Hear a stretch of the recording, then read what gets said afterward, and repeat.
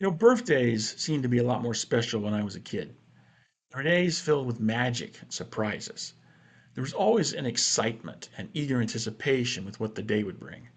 Sure, sometimes there was disappointment when I got socks instead of the really cool gift that I wanted, or, when my dad misunderstood that the toy I asked for was the full size version and not some dinky little collectible and much cheaper miniature.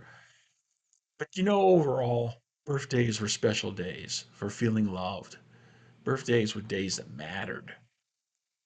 Now, at my age, birthdays just don't seem as special to me as they did when I was a kid. Been there, done that, got the shirt and the hat. I'm not wearing the hat, but I have it. It's right over there on the hat rack. I also chair the membership committee. Would you like to join? We have jackets. But that's part of the problem. Something about becoming an adult sacrifices that childhood perspective of optimistic possibility on the altar of pessimistic reality. We're more prone to point out barriers to justify why we won't or can't achieve than we are to believe that achievement is possible. Forget about probable, just possible, despite the difficulty. And look for a way to overcome the obstacle. We also tend to lose the joy of childhood. The adult perspective is so often serious. Kids have a playfulness about them. They naturally approach their day looking for fun. They don't worry much beyond the present, they just live in the moment.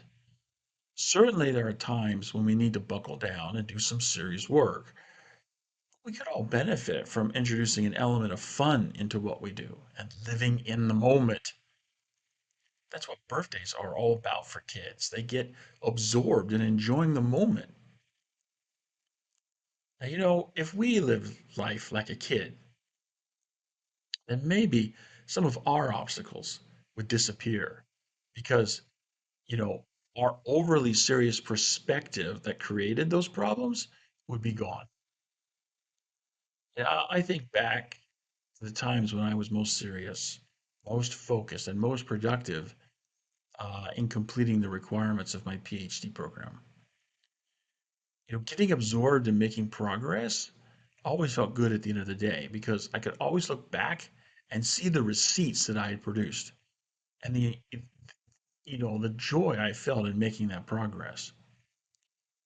And, in addition to that, in that moment of looking back and seeing those receipts, there was a satisfaction in that achievement that brought with it its own sense of joy, even pleasure.